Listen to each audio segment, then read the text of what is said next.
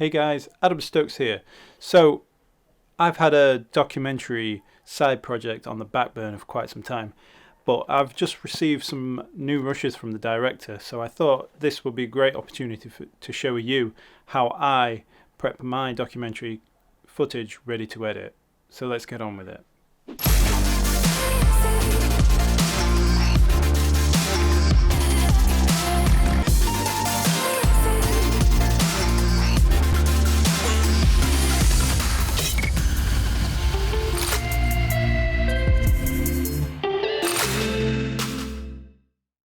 So the fundamentals of nearly every documentary are contributor interviews, and that's no different with this project, so that's where we're going to start. So let me run you through what I've got on the drive and how I'm going to prep it ready to edit.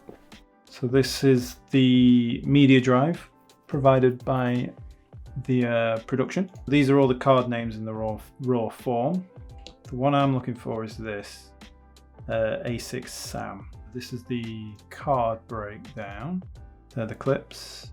And what we want to do is bring them into Premiere Pro. So let me go over to Premiere. What I want to do is go into the media browser and navigate to that card. The one we're after is A6 SAM.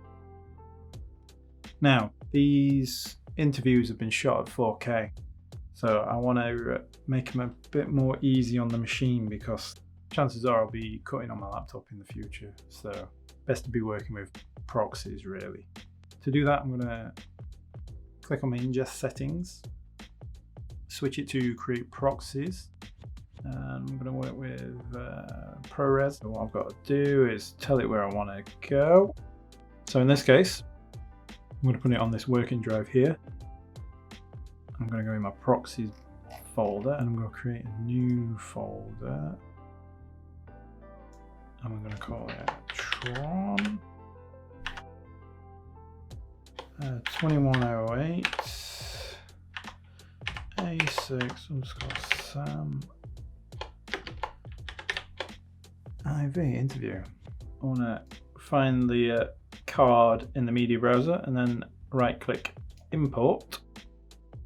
And what it's going to do, because we've asked it to create proxies, is that it's going to open up Media Encoder and then basically convert all the raw footage into edit-friendly ProRes proxies.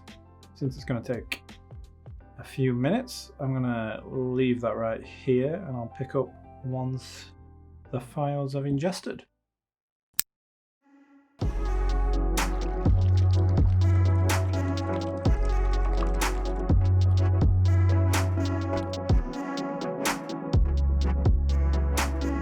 So that card is now ingested, and instead of big chunky files to deal with, we've got these little proxies to work with, so we're not going to run into any playback issues. Now, this interview has been shot on 2 cameras. Fortunately, the audio was recorded straight into the camera, so I don't have to do any audio sync.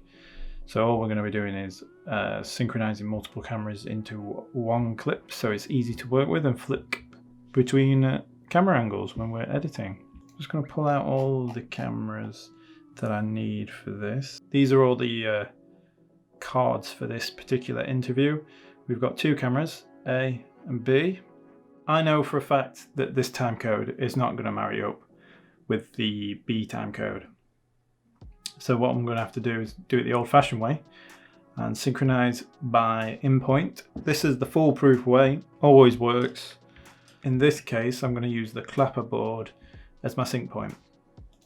So all I'm going to do, I'm going to find where the clapper hits, put an in point on this clip, and then we're going to merge that with the angle that it marries up to. So it should be this one. Yeah, so the action I'll do this. So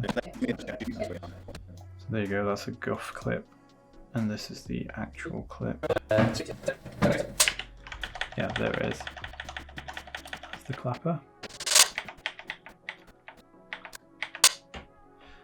Hit my in point there. I'm going to select both clips in the project window. Right click, create multi-camera source sequence. I'm going to make sure I'm synchronizing by in point. Here you can give a name. I'm going to do that afterwards. So as I press yes, so when it does its merging, you're left with a clip that looks like this. When you load it in, we've got both cameras. Check they're in sync. They look in sync to me. You are the bloody best. Yeah, that looks good. We might need to make some changes to this because it looks to me like the A cam goes onto a new clip while the B cam's still rolling, so we lose the A cam.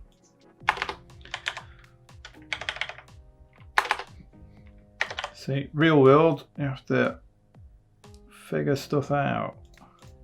To get around this, I'm just going to delete that. What we're going to do is chunk them up. So we'll have the multicam for the whole interview split into parts where you've got both A and B cam. So what I'm going to do, I'm just going to take this short clip, I'm going to drop it in here, and then we've got, based off the in point, we're going to know that if we drop the B camera in, it's going to be in sync. If you just, so if we switch between cameras, this is just a visibility.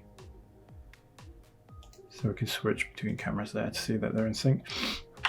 If I zoom out, look, the A cam finishes about here and the B continues. So what I'm going to do, I'm just going to navigate to the end of that. And then I'm going to put a cut in here. So I know where that is. And what I'm going to do with this one, I'm going to match frame, which is F. So that gives you the in point. And because I've got it cut down, it match frames, but it's got the in and the out point of this on the timeline. Now, if I take that clip, because it's got an in and an out point, and I marry it up to the A camera, and I multicam it, same process, we should end up with a shorter clip, but it has both cameras throughout. Yeah, there we go. And what we're going to find is, because of the way the camera shoots, it rolls into the next file automatically when it hits a data limit. So what I suspect is that this A cam will be in sync with this B. If I just drag that in there, look. If I drag that in, if I turn. Talk. When did this? Yeah. That's that was kind of bad because you were female fronted band. Yes, we were. So look, they're in sync. So what I'm going to do, same thing, go to the in point. So that's, I've used shift and up. I'm going to match frame. And as you can see, the in and the out point on camera B is in a different position. So I'm going to use that same file, same camera B file, to the new camera A. We're going to create multicam. What that's going to do is give us the second part of our interview, and that should be in sync. All eventually found the bits that worked. And I like to think that and it is. So that's those two. What is this? So I'm going to do the same thing. We're going to find the where the clapperboard strikes. We're going to place an in. Then we're going to go to the B cam. So as the B cam we just used was this one here, the next clip is going to be in the next card. So what we want to do is find that piece that looks super short. Yeah, that's a gruff clip. That looks like it's bordered, but it's quite short, so I suspect it's also, yeah, that's a gruff clip as well. This one looks more like it. Yeah, so what we're going to do, we're going to find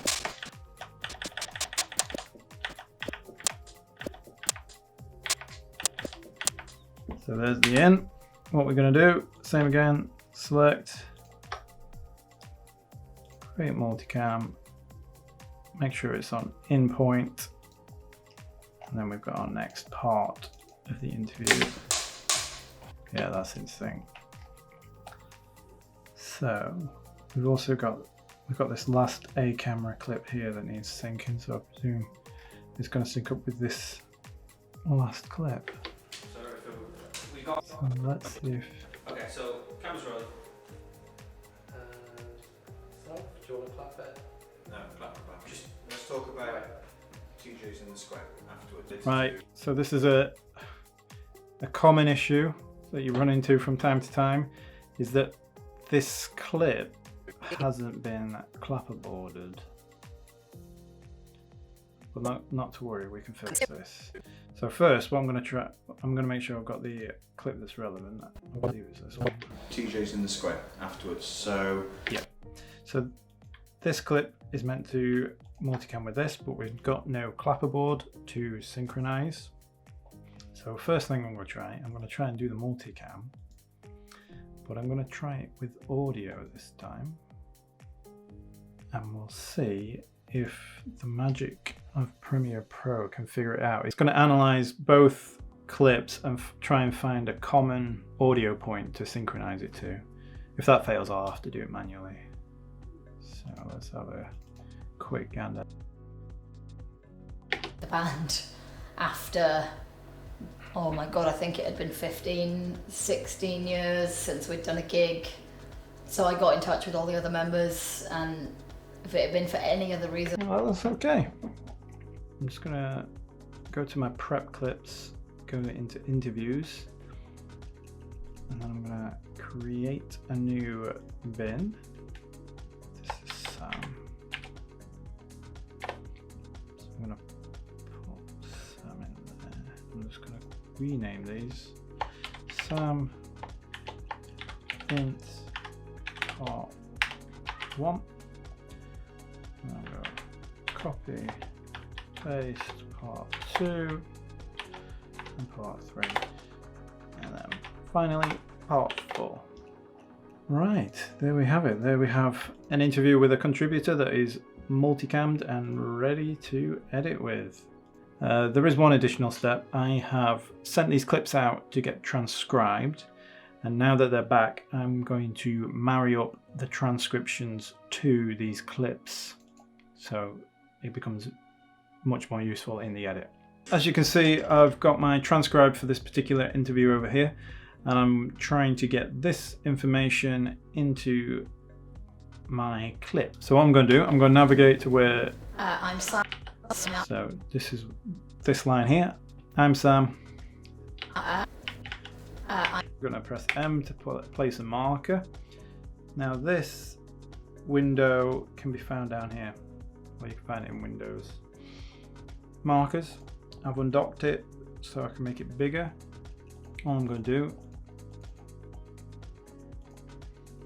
copy this information, drop it in there. I'm Sam. We are currently in La Public Space, which is a community-owned music and arts venue in Newport City Centre. There we go. And what I'm going to do for my benefit here is that I'm going to just place the out point 1 minute 05 01. So as you can see, creates a little span marker in my clip, and it has the transcribe right there. Now all I have to do is go through and do it for the whole interview. So let's get cracking.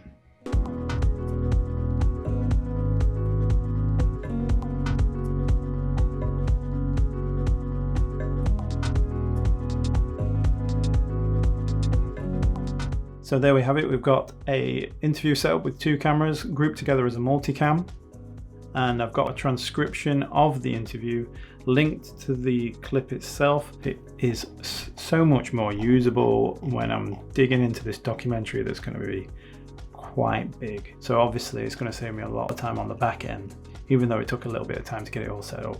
It's definitely worth the investment. This was a quick overview of how we got the basics for this documentary ready for the edit. If you found this helpful, let me know in the comments below. Hit the like button, share with others, subscribe for more, and I'll catch you in the next one.